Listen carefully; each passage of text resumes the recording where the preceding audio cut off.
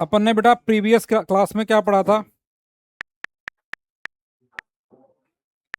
बताओ भाई, previous class में क्या पढ़ा था हमने? कंपनी के बारे में थोड़ी डिटेल पढ़ी थी। हमने बुक स्टार्ट की थी जिसका नाम क्या था? Accounting for companies. ठीक है, अकाउंटिंग फॉर कंपनीज में हमने पहला चैप्टर स्टार्ट किया था। बेटा क्या हो रहा है ये?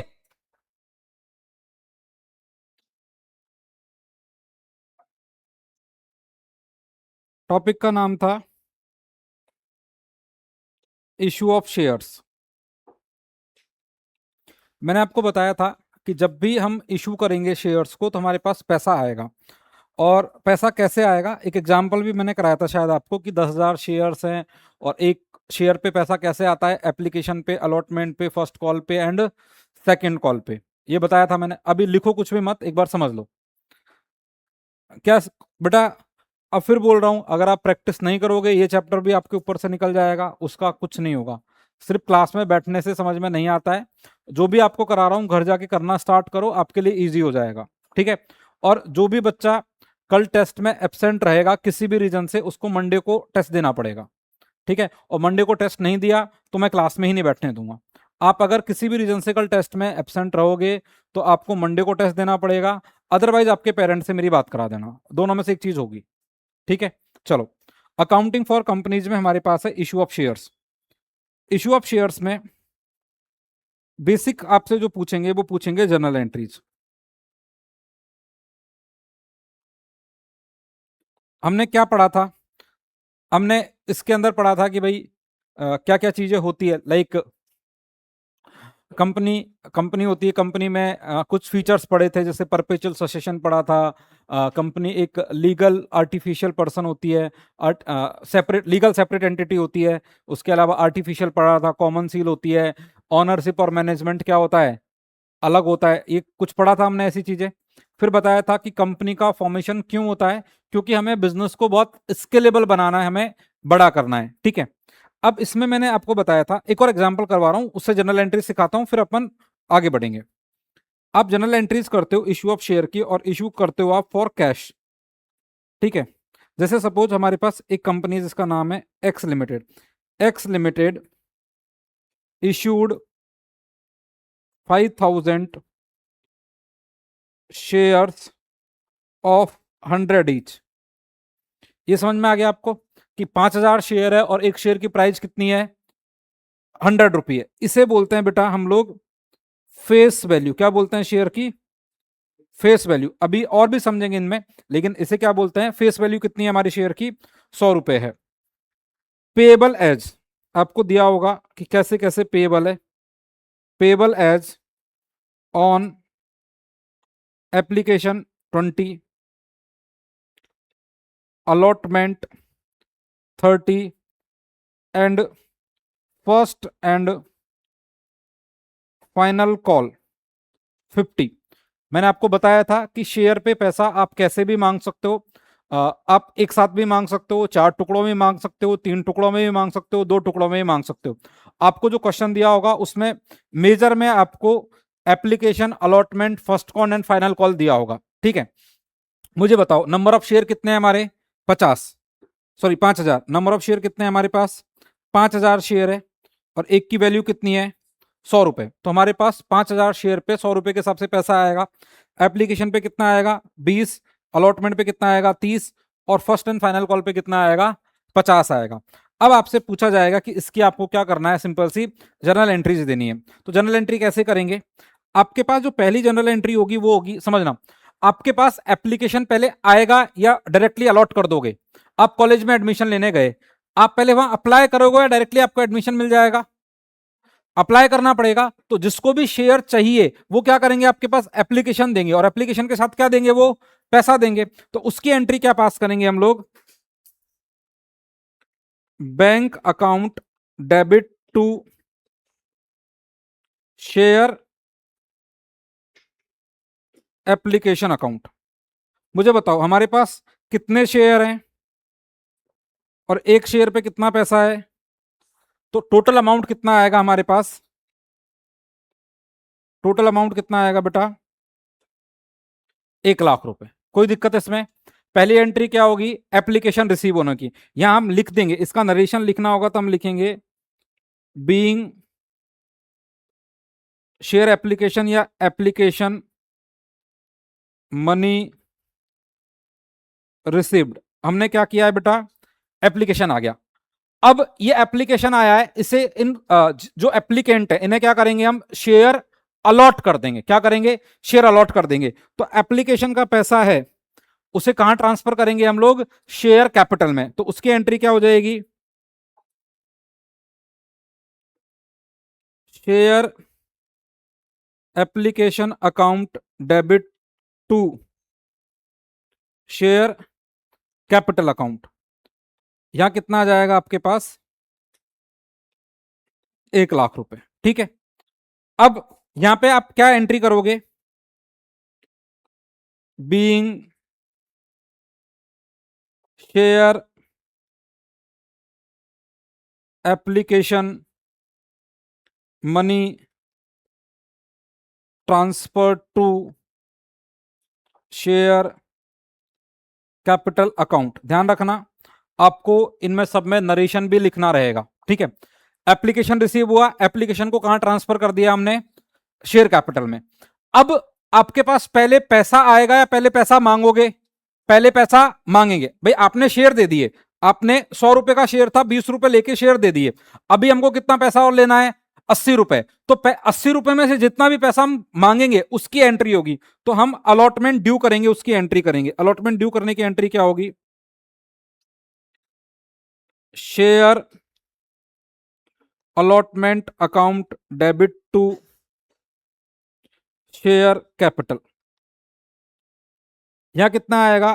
5,000 शेयर है और एक पे कितना? 30 रुपए। दिया होगा बेटा आपको क्वेश्चन में कि अलॉटमेंट पे कितना पैसा आएगा। तो यहां कितना आ जाएगा आपके पास? 1,50,000 रुपए। ठीक है। अब इसका नरेशन क्या लिखोगे? Being share allotment money due. हमने क्या किया है? अलॉटमेंट मनी ड्यू किया है, मतलब मांगा है। जब ये पैसा रिसीव हो जाएगा तो एंट्री क्या कर देंगे हम? क्या एंट्री हो जाएगी? Bank account debit to share allotment और अमाउंट आ जाएगा 1,50,000। और यहां लिख देंगे बीइंग अलॉटमेंट मनी रिसीव्ड।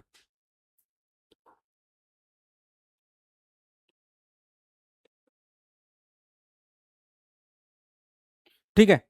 अब इसके बाद कॉल एक भी हो सकती है और दो भी हो सकती है। यहां पे हमने क्या किया?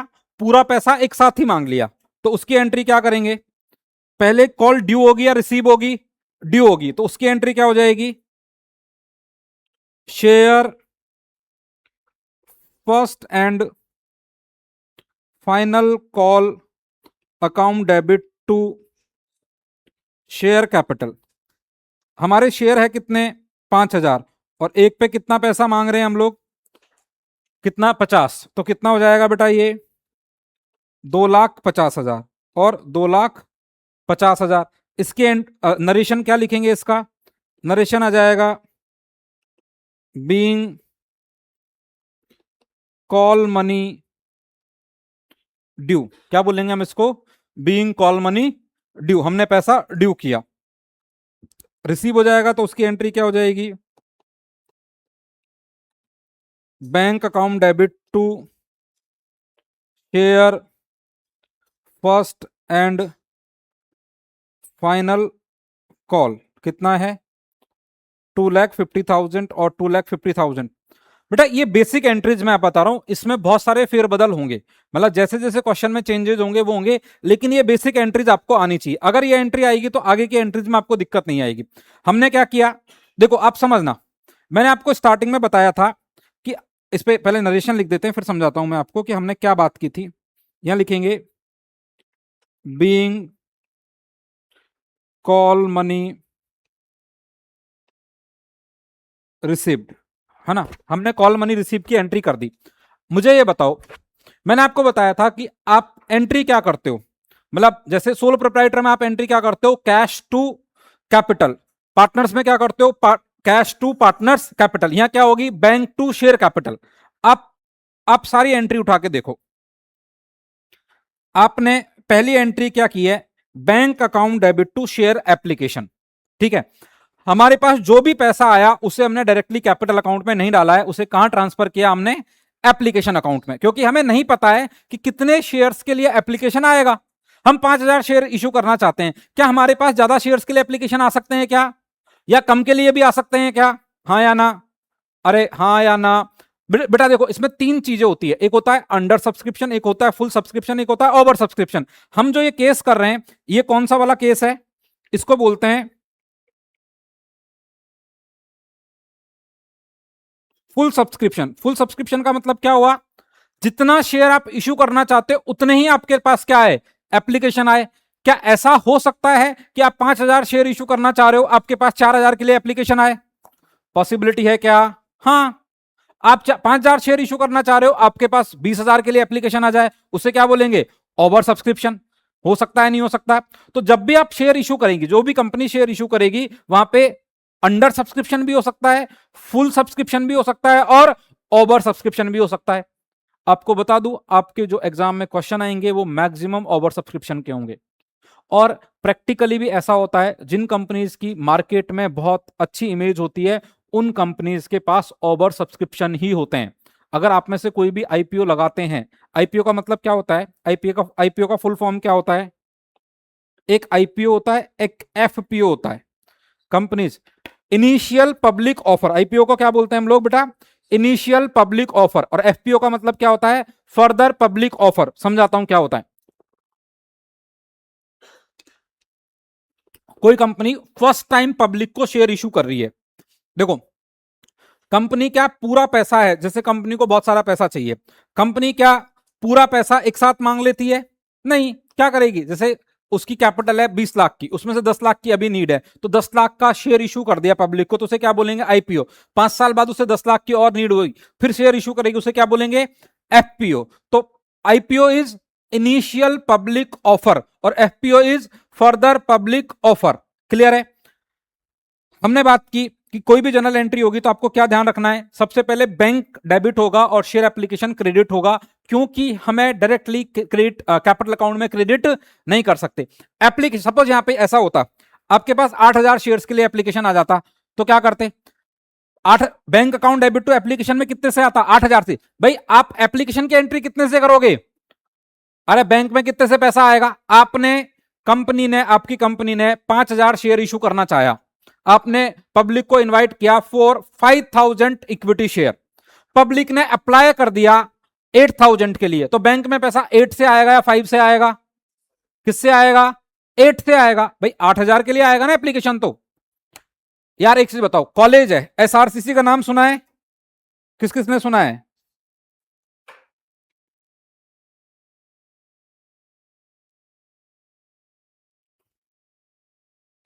बहुत बढ़िया, तू बड़ा।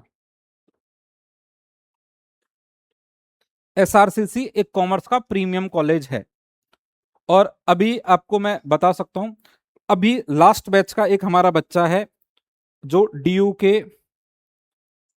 हंसराज कॉलेज में, अभी इसी साल लास्ट ईयर का एक बच्चा है, उसका एडमिशन हंसराज कॉलेज में हुआ है, यहीं का बच्चा है। और उसने कोई बाहर से कोचिंग नहीं ली थी फॉर सीयूटी। सीयूटी करके एक एग्जाम होता है बेटा, क्यूट, वो वाला क्यूट नहीं है ये, है ना, इसमें ई पहले आता है। तो इसका एग्जाम होता है, उसने एग्जाम दिया और उसका हंसराज कॉलेज में एडमिशन हो गया है। डीयू का बहुत प्रतिष्ठित कॉलेज है ये। एसआरसीसी भी ऐसे ही है ना, एसआरसीसी ऐसे ही नहीं है, एसआरसीसी बहुत ही ज्यादा वो है, मतलब देखा जाए तो एशिया का, इंडिया का नहीं, एशिया का शायद, है ना। शायद लगवाने से क्या होता है कि अगर किसी को, और सर ये वाला कॉलेज है तो मैं पहले शायद लगा दूं, लेकिन है एशिया का टॉप कॉलेज कौन सा है, Shri Ram college of commerce. ठीक है, एक लेडी श्री राम भी है, लेडी एसआरसीसी भी है, बट एसआरसीसी जो कॉलेज है उसमें सपोज कॉमर्स की, बीकॉम ऑनर्स की 200 सीट है। कितनी सीट है बेटा, क्या 200 सीट पे 200 एप्लीकेशन आते होंगे क्या, ज्यादा आते होंगे, हाँ या ना, हाँ या ना। एक और है, टीसी, मैं बता रहा हूँ ना, टीसी बिजनेस स्कूल, ये 26 सेक्टर में ही है, तिरुपति कॉलेज है। इसमें 200 सीट है, 200 एडमिशन, 200 एप्लीकेशन आते होंगे क्या? हो सकता है अभी जाए, हो सकता है, क्योंकि इन्होंने तिरुपति कॉलेज को क्या कर दिया है, टीसी बिजनेस स्कूल है, यहाँ पे है। मैं ऑन कैमरा तो कुछ नहीं बोलूंगा, लेकिन बढ़िया कॉलेज है ना। तो अब मैं यही समझाना चाह रहा हूं कि कोई भी कंपनी अपने शेयर इशू करना चाह रही है, तो जो पब्लिक एप्लीकेशन करेगी वो ज्यादा भी हो सकता है, कम भी हो सकता है, और जितने शेयर इशू कर रहे हैं उतने भी हो सकते हैं। प्रैक्टिकल लाइफ में कभी ऐसा नहीं होता है कि आप 10,000 शेयर इशू करोगे और 10,000 के लिए एप्लीकेशन आएगा। ऐसा होगा क्या? एसआरसीसी में 200 सीट है, 200 एप्लीकेशन आए, नहीं होगा बेटा। बहुत ज्यादा एप्लीकेशन आते हैं, बाकी को क्या होते हैं, रिजेक्ट होते हैं। अब यहां पे समझना, एप्लीकेशन के साथ में आपसे कितना, 100 रुपए का शेयर है, एप्लीकेशन के साथ कितना पैसा मांग रहे हैं, 20 रुपए। एक बार जस्ट ऐसे ही समझा रहा हूं मैं आपको, ये हटा दूं टीसी बिजनेस स्कूल को, किसी को कोई तकलीफ थोड़ी होगी। हाँ भाई, चलो जी, ये टीसी बिजनेस स्कूल अपन ने हटा दिया। मैं बात कर रहा हूं बेटा, मैं बात कर रहा हूं कि सपोज हमारे पास 8,000 के लिए इसी क्वेश्चन में हमारे पास कितने के लिए एप्लीकेशन आया होता, 8,000 शेयर के लिए। कितने के लिए आया होता, 8,000 के लिए। तो हम एंट्री क्या करते, bank account debit to share application. हमारे पास 8,000 शेयर के लिए एप्लीकेशन आया है, और एक शेयर पे कितना पैसा लिया हमने, 20 रुपए दिया हुआ है भाई। एप्लीकेशन पे कितना पैसा आएगा, 100 रुपए में से 20 रुपए, तो एप्लीकेशन देंगे उसके साथ वो 20 रुपए पर शेयर देंगे, नहीं देंगे हमको, देंगे। 20 रुपए पर शेयर दिया उन्होंने। अब हमारे पास कितना पैसा आ गया, अगर आप इसको डायरेक्ट ये कर देते bank account debit to share capital, तो गलत होता, नहीं होता? आप 8,000 शेयर इशू कर सकते हो, या 5,000, 5,000। आप समझना, ऐसा नहीं सर आ रहा पैसा आने दो ना, ऐसा नहीं होगा। आपको हर चीज के लिए परमिशन लेनी पड़ेगी। कहां से परमिशन लेनी पड़ेगी, सेबी से, स्टॉक एक्सचेंज से। आपको पता है, बताया था मैंने कि जैसे आपकी कंपनी की कैपिटल है वो 10 लाख है, क्या 10 लाख से ज्यादा कैपिटल इशू कर सकते हो क्या? नहीं, वो रिस्ट्रिक्टेड होती है। तो आप 5,000 शेयर के लिए आपने पब्लिक को ऑफर किया, तो 5 लाख, 5,000 ही शेयर इशू करोगे, उससे ज्यादा नहीं कर पाएंगे। अब शेयर एप्लीकेशन हमारे पास आ रखा है कितने के, 8 के लिए, तो डेबिट कितने से कर देंगे, 160 से ही। टू शेयर कैपिटल कितना अलॉटमेंट करेंगे हम, 5,000 ही।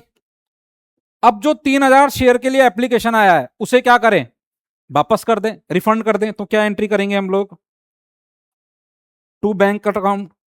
जेब में थोड़ी रख के बैठ जाओगे उनको पैसे को बेटा, एप्लीकेशन ज्यादा आ सकता है।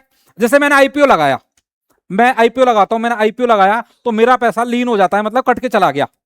अगर मेरे को शेयर इशू हो गया तो वो पैसा उधर ही रहेगा, शेयर इशू नहीं हुआ तो मेरे को वापस करेंगे, नहीं करेंगे वो लोग? लेकिन जब मैंने उनको पैसा दिया तो उसकी जनरल एंट्री तो पास करेंगे ना। क्या एंट्री कर देंगे, bank account debit to application.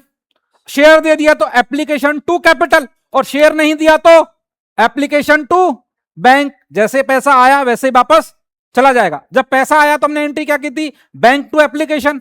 Share नहीं दिया तो इस एंट्री की क्या कर दो, रिवर्स। हमने रिवर्स ही तो की है। अगर दोनों एंट्री को अलग करके देखे तो एप्लीकेशन टू कैपिटल और एप्लीकेशन टू बैंक, मैंने क्या कर दी, इसको मर्ज कर दी। ठीक है, तो आपको यह ध्यान रखना है कि मैं आपको क्या समझाने की कोशिश कर रहा हूं कि बेटा पहले हम बैंक वाली एंट्री क्यों करते हैं। समझ में आ गई, कोई गड़बड़ मत करना। पहले एंट्री कौन सी होगी, बैंक की, bank to application, application to capital. उसके बाद जितने भी है allotment, first call, second call, पहले पैसा ड्यू करेंगे, मांगेंगे भैया हमारा पैसा ड्यू हो गया है, पैसा ड्यू करेंगे, फिर रिसीव होगा। तो पहले अलॉटमेंट टू कैपिटल, फिर bank to allotment, first call to capital, bank to first call. ठीक है, फर्स्ट कॉल हो सेकंड कॉल हो, कुछ प्रॉब्लम आएगी क्या, पक्का? समझ में आ रहा है पॉइंट? ठीक है बेटा, ये बेसिक चीज समझ में आ गई, बहुत आसान चैप्टर है ये। 8 एंट्री के अलावा 5-6 एंट्री और समझोगे, बाकी कॉन्सेप्ट कॉन्सेप्ट कॉन्सेप्ट चलता रहेगा। ठीक है, अब समझना,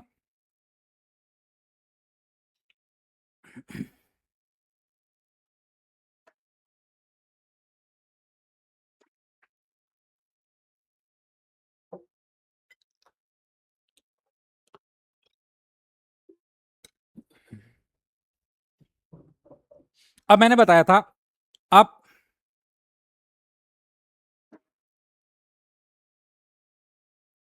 अब ये बोल रही है कि सर ना ये वाली बुक क्या है, थोड़ी हल्की है, छोटी है, पतली है, और डीके गोयल क्या है, मोटी है बुक, ऐसे बोलना चाह रही है ना, डीके गोयल देना।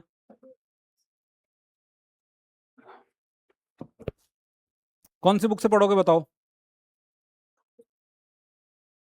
इससे कोई सी से भी पढ़ लो, कॉन्सेप्ट आना चाहिए। हैं? क्या?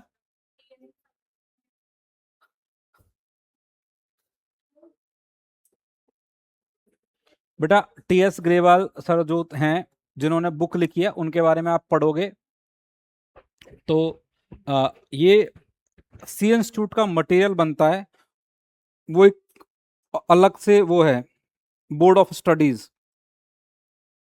जो किसका मटेरियल बनाती है, सीए का करिकुलम बनाती है, उसके ये डायरेक्टर रहे हैं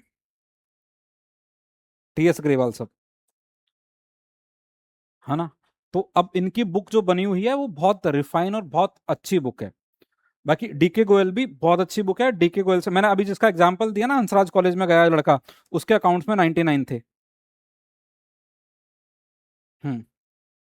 मनस्वी के भी 99 थे अकाउंट्स में लास्ट ईयर, मैंने बाहर फोटो नहीं लगा रखी। और भी एक शायद हनी पोद्दार के 97 या 98 थे, एक के 98 थे किसी के, तो वो सब डीके गोयल से आए हैं। तो 12th और कॉन्सेप्चुअली आपको इनफ है, इससे ज्यादा करने की नीड नहीं है। अब बेटा एक नंबर कम आया बच्चे के, तो उसका रीजन मेरे हिसाब से वो लक है। जैसे उससे पहले वाले अटेम्प्ट में, मतलब उससे पहले वाले ईयर में 2 बच्चों के 100 में से 100 आ गए थे, तो मेहनत तो जो 99 लिख के आ रहा है उसने भी इतनी ही की होगी, या इंटेलिजेंसी तो उसकी भी इतनी होगी, बट लक काम नहीं किया तो 1-2 नंबर कट गए। जिसके भी 95 प्लस मार्क्स आ रहे हैं वो मेहनती है बच्चा बहुत ज्यादा, और उसकी बुद्धि का भी विकास हो चुका है, उसका दिमाग पढ़ाई में ही लगा हुआ है। कई बच्चों के अंदर दिमाग बहुत होता है लेकिन पढ़ाई में नहीं लगता है वैभव। अरे मैं तेरे से हामी भरवाना चाह रहा हूं तो खुद के ऊपर क्यों लेता है। चलो अब देखो, यहां पे बात करेंगे टाइप्स ऑफ कैपिटल की। बेटा इंपॉर्टेंट है, टाइप्स ऑफ कैपिटल कौन कौन सी होती है उस पर बात करेंगे हम लोग। और हमारे पास टाइप्स ऑफ कैपिटल होती है, पहली कैपिटल है उसे बोलते हैं हम लोग ऑथराइज्ड कैपिटल, रजिस्टर्ड कैपिटल, या बोलते हैं उसे नॉमिनल कैपिटल। समझते जाना, इन सब पे आपको क्वेश्चंस मिल सकते हैं, एमसीक्यू में मिल सकते हैं, बहुत आसान सा है, कोई टफ नहीं है, बहुत इजीली समझ में आ जाएगा। पहला है ऑथराइज, रजिस्टर्ड या नॉमिनल, तीनों एक ही के नाम है, और इन्हें रजिस्टर्ड, नॉमिनल या ऑथराइज कैपिटल क्यों बोलते हैं उस पर हम चर्चा करेंगे। बेटा मैंने आपको बताया था कि कंपनी का इनकॉर्पोरेशन मतलब कंपनी का रजिस्ट्रेशन होता है थ्रू दी कंपनीज एक्ट। अगर आपने थोड़ी बहुत भी 11th क्लास पढ़ी है तो वहां पे आपने दो डॉक्यूमेंट के बारे में पढ़ा होगा, एमओए और एओए। पढ़ा या नहीं पढ़ा? Memorandum of association and article of association. Memorandum of association के अंदर एक होता है जिसे बोलते हैं हम लोग कैपिटल क्लोज। क्या बोलते हैं हम लोग? Capital close. दिया थोड़ा बहुत सुना सुना लग रहा होगा ऐसा कुछ कि बिजनेस स्टडीज में पढ़ा होगा। सर 11th की बिजनेस स्टडीज भी पढ़नी पड़ती है। कोई बात नहीं, नहीं पढ़ी तो कोई फर्क नहीं पड़ता है, लेकिन मेरा बताने का फर्ज है कि जब भी आप कंपनी को रजिस्टर करवाते हो तो वहां पे आपको डॉक्यूमेंट बनाने होते हैं, जिसका एक का नाम है मेमोरेंडम ऑफ एसोसिएशन और एक का नाम है आर्टिकल ऑफ एसोसिएशन। उसके अंदर मेमोरेंडम ऑफ एसोसिएशन के अंदर 6 क्लोज दिए होते हैं, ऑब्जेक्टिव, कैपिटल, ये सब। तो कैपिटल, जब आप कंपनी को रजिस्टर करते हो तो वहां कैपिटल क्लोज के अंदर आपको एक कैपिटल लिखनी होती है, जो होती है उस कंपनी की मैक्सिमम कैपिटल, की कंपनी उससे ज्यादा कैपिटल इशू नहीं कर पाएगी। उसे क्या बोलते हैं हम लोग? ऑथराइज्ड कैपिटल, क्योंकि उसके थ्रू रजिस्ट्रेशन हो रहा है तो उसको बोलते हैं रजिस्टर्ड कैपिटल। और नॉमिनल का मतलब होता है नाम मात्र की, जिससे हमें कोई लेना देना नहीं होता है, वो किताबों में है। अब समझना, सपोज मैंने एक कंपनी रजिस्टर कराई, सर फिर तो ऐसे करते हैं ना, जैसे आपने एक कंपनी रजिस्टर कराई, उसकी कैपिटल हम एक काम करते हैं,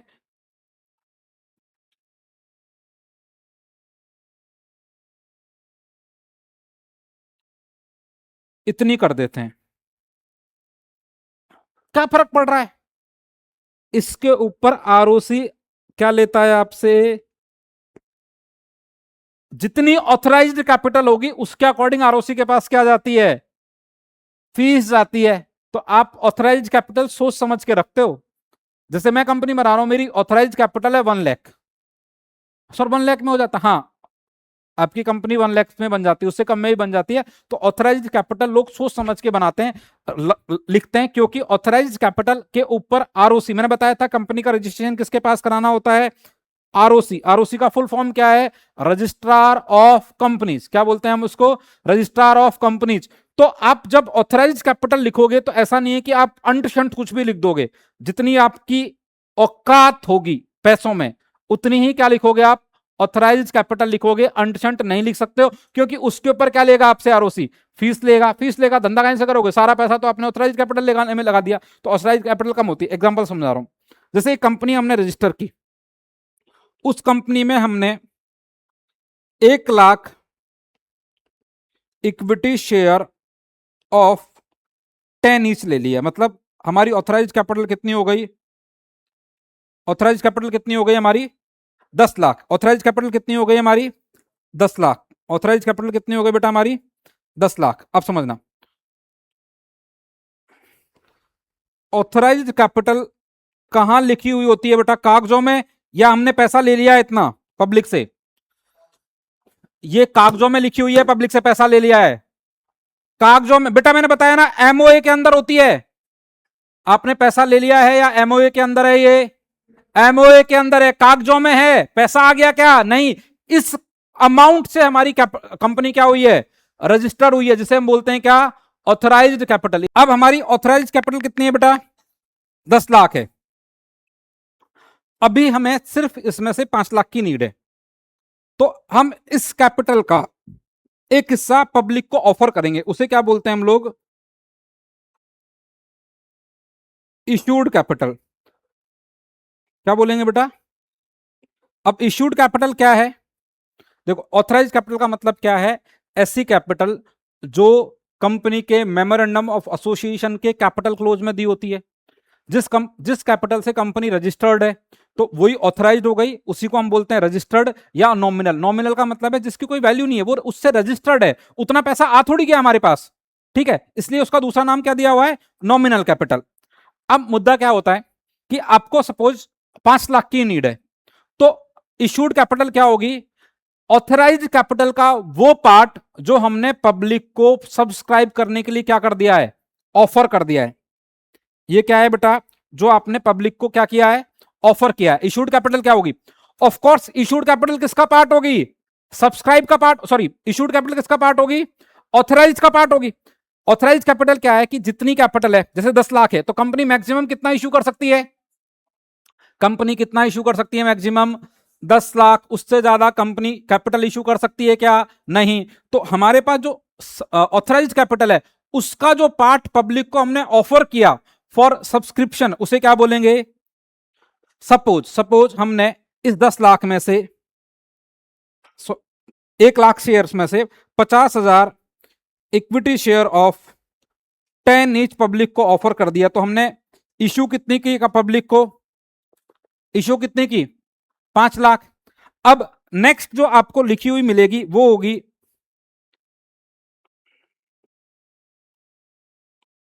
सब्सक्राइब्ड कैपिटल। सब्सक्राइब्ड कैपिटल क्या है बेटा? सब्सक्राइब्ड कैपिटल का मतलब क्या हुआ? इश्यूड कैपिटल का वो पार्ट जो पब्लिक ने क्या कर लिया है? सब्सक्राइब कर लिया है। सुनो, पहली चीज, हमने कंपनी को रजिस्टर करा लिया। क्या किया हमने? कंपनी को रजिस्टर करा लिया। कितनी कैपिटल के साथ? 10 लाख के साथ। क्या 10 लाख हमने इश्यू कर दी? 10 लाख रुपए आ गए क्या हमारे पास? ये क्या हुआ है? कंपनी का रजिस्ट्रेशन हुआ है। कंपनी का रजिस्ट्रेशन होगा तो एक क्या होगा? डॉक्यूमेंट होगा जिसका नाम क्या है? Memorandum of association. Memorandum of association में भी क्या होता है? Capital close. उस कैपिटल क्लोज के अंदर हमने क्या डाली है? कैपिटल। उस कैपिटल का नाम क्या है? ऑथराइज्ड कैपिटल, रजिस्टर्ड कैपिटल या नॉमिनल कैपिटल। अब उस कैपिटल का जितना हिस्सा हम पब्लिक को ऑफर कर देंगे उसे क्या बोलेंगे? Issued capital. हम जितना ऑफर करेंगे पब्लिक ले लेगी क्या? हो सकता है पूरा ले ले, हो सकता है वो कम कैपिटल ले।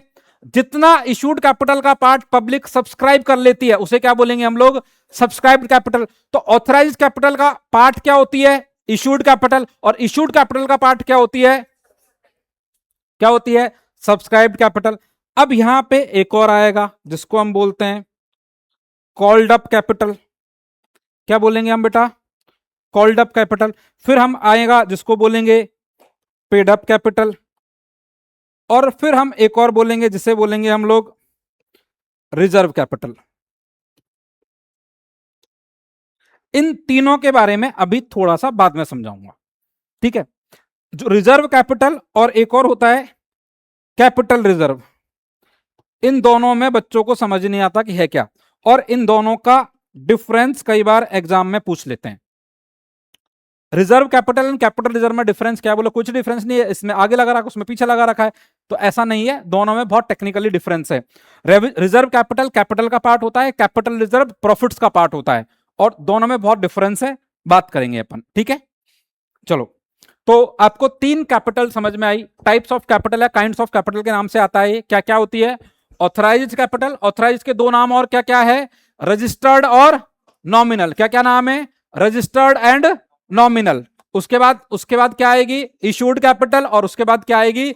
Subscribed capital. उसके बाद क्या आएगी आपके पास? Subscribed capital. फिर क्या होता है? कॉल्ड अप, पेड अप और reserve capital. Called up, paid up और रिजर्व कैपिटल हम थोड़ी देर बाद में देखेंगे, या कल देखेंगे, परसों देखेंगे। अभी आपसे मतलब आप बोलोगे सर प्रैक्टिकल बता दो, तो इसलिए हम थोड़ा सा रोक रहे हैं इसको। अब हम शेयर्स को इशू कर सकते हैं कैसे कैसे, उस पर बात करेंगे। मैंने आपको ऐसा कुछ बताया था क्या? देखो, हम जितने भी लोग हैं जो मार्केट में क्या करते हैं? इन्वेस्ट करते हैं, मार्केट में इन्वेस्ट करते हैं। जैसे आप लोग भी अपने घर वालों में से या कोई ना कोई शेयर्स में या वहां इन्वेस्ट करते होंगे कि किसी कंपनी के शेयर खरीद रखे हैं, आईपीओ लगा रखा है। आप सोचो, आपने पैसा लगाया कंपनी में, कंपनी के पास पैसा गया, कंपनी वाला उड़ के लंदन चला गया, कुछ ऐसा हो गया, तो इन सब के ऊपर इनका बाप बैठा होता है जिसका नाम क्या है? Securities exchange board of India. ऐसे ही कंपनीज के ऊपर तो सेबी होता है, और बैंक्स के ऊपर क्या होता है? RBI, reserve bank of India. हम बैंक्स पे ट्रस्ट कर पा रहे हैं बिकॉज ऑफ आरबीआई, हम कंपनीज पे ट्रस्ट कर पा रहे हैं बिकॉज ऑफ सेबी, ठीक है? अब यहां पे एक पॉइंट दिया हुआ है, देखो क्या हो सकता है जब आप शेयर इशू करोगे तो आपको क्या मिल सकता है? फुल सब्सक्रिप्शन मिल सकता है, एक क्या हो सकता है? ओवर सब्सक्रिप्शन हो सकता है, और एक क्या हो सकता है? अंडर सब्सक्रिप्शन हो सकता है। क्या क्या हो सकता है? फुल सब्सक्रिप्शन का मतलब क्या है? आपने इशू किया कितना? 1 लाख शेयर, और एप्लीकेशन भी कितने के लिए आ गए? बहुत ही बढ़िया है। आपने इशू किया 1 लाख शेयर्स के लिए, एप्लीकेशन कितने के लिए आ गए? 1.5 लाख के लिए। आपने अप्लाई की, मतलब इशू किया, ऑफर किया। इशूड कैपिटल का मतलब क्या है? पब्लिक को ऑफर करना। और सब्सक्रिप्शन मतलब एप्लीकेशन कितने आए? सपोज 90,000, तो इसे क्या बोलेंगे? Under subscription. बेटा, full subscription, over subscription, under subscription, 3 point आपको दिए होंगे। क्या क्या? फुल सब्सक्रिप्शन है, ओवर सब्सक्रिप्शन है, एंड अंडर सब्सक्रिप्शन है। 3 पॉइंट आपको गिवन होंगे, पक्की बात है ऐसा, ठीक है? तो व्हाट इज फुल सब्सक्रिप्शन? आपने पब्लिक को ऑफर किया, मतलब आपने शेयर इशू किया कितना? 1 लाख के लिए। आपके पास एप्लीकेशन भी कितने के लिए आए? 1 लाख के लिए। उसे क्या बोलेंगे? Full subscription. आपने 1 लाख के लिए क्या किया? इशू किया, एप्लीकेशन उससे ज्यादा आ जाए, 1,10,000 आ जाए, 1,20,000 आ जाए, 1,40,000 आ जाए, कितना भी ज्यादा आ जाए, उसे क्या बोलेंगे? Over subscription. अब अंडर सब्सक्रिप्शन क्या होता है? आपने शेयर इशू किया कितना? पब्लिक को ऑफर कितना किया? 1 लाख। आपके पास एप्लीकेशन ही कितने आए? तो अब मुझे बताओ, एप्लीकेशन 90,000 आए, तो आपकी एंट्री अब 1 लाख से होगी या 90,000 से होगी? 90,000 से होगी। आप इशू 1 लाख करना चाह रहे हो, आपने ऑफर किया, हमारे पास 1 लाख शेयर है, पब्लिक ने आपके पास 95,000 के लिए अप्लाई किया, तो अब जितनी भी एंट्रीज होगी वो 95 से होगी या 1 लाख से होगी? 95 से होगी, 1 लाख से नहीं होगी। अब यहां पे अंडर सब्सक्रिप्शन के केस में एक सेबी ने पॉइंट दिया हुआ है, किसने, कि अंडर सब्सक्रिप्शन मैक्सिमम कितना हो सकता है? 90%। कितना हो सकता है? 90%। सर ऐसा क्यों है, इस पे बात करेंगे। आपने शेयर इशू किया, कितने? 1 लाख के लिए। 1 लाख लोगों को इनवाइट किया कि 1 लाख शेयर हम इशू कर रहे हैं, लेकिन आपके पास एप्लीकेशन सपोज 80,000 के लिए आया, तो सेबी बोलेगी जब तेरी औकात नहीं है तो तू बीच में क्यों आया? मतलब आप पे पब्लिक को ट्रस्ट ही नहीं है। आप पैसा मांगना चाह रहे हो। हमारे हिंदुस्तान में 140 करोड़, 145 करोड़ या 150 करोड़ की जनसंख्या है, उसमें से आप 90% लोग भी, आप मतलब जितना शेयर इशू करना चाहते हो उसका 90% भी नहीं ला पा रहे हो, तो आपको शेयर इशू करने का अधिकार नहीं है। अंडर सब्सक्रिप्शन के केस में एक क्राइटेरिया दिया हुआ है। क्राइटेरिया क्या है? मिनिमम कितना सब्सक्रिप्शन होना चाहिए आपके पास? 90%। कितना सब्सक्रिप्शन होना चाहिए मिनिमम? 90%। अगर 90% से कम आपके पास सब्सक्रिप्शन आया, तो जो भी सब्सक्रिप्शन आया उसका पैसा क्या करना पड़ेगा? आपको वापस करना पड़ेगा, पैसा रिफंड करना पड़ेगा। सेबी ने बोला है तुम्हारी औकात नहीं है। सर अगर जैसे 1 लाख शेयर इशू कर रहा है, 89,000 आ गया, 90% का मतलब क्या होता है? 90%। लॉ जैसे बोलता है, लॉ के अकॉर्डिंग ही चलना है। सर ऐसा हो जाए 89.996% आ जाए, तो भी क्या होगा? पैसा रिफंड ही होगा। सर हमें हमें क्वेश्चन दे दिया, हमें क्वेश्चन दे दिया कि हमें क्वेश्चन दिया हुआ है कि 1 लाख शेयर हम क्या कर रहे हैं? इशूड है एट 10 ईच, और एप्लीकेशन आ गया कितने के लिए? 85 के लिए। अब हमें क्या करना है? क्वेश्चन में लिख के आ जाएं कि ये कौन सा केस है? अंडर सब्सक्रिप्शन का, कंपनी कैन नॉट इशू। नहीं, आपको सारी एंट्रीज किससे लिख के आनी है? लेकिन वहां पे एक नोट डाल देना, क्या, कि अंडर सब्सक्रिप्शन का केस है, हमें पता है कि ये इशू नहीं कर सकता, लेकिन अगर इशू करेगा तो कौन सी एंट्रीज होगी? ये वाली एंट्रीज होगी।